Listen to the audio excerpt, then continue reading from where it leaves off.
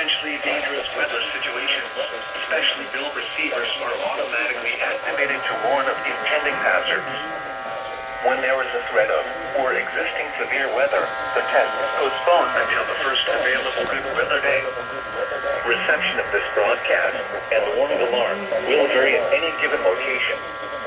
This variability, normally more noticeable at greater distances from the transmitter, may occur even though you are using a good quality receiver in perfect working order. The warning alarm will be activated for warnings in selected watches affecting locations in portions of West Kentucky, Southeast Missouri, Southern Illinois, Southwest Indiana, and Northwest Tennessee. This concludes this test of NOAA Weather Radio's warning device. We now return to our regular programming.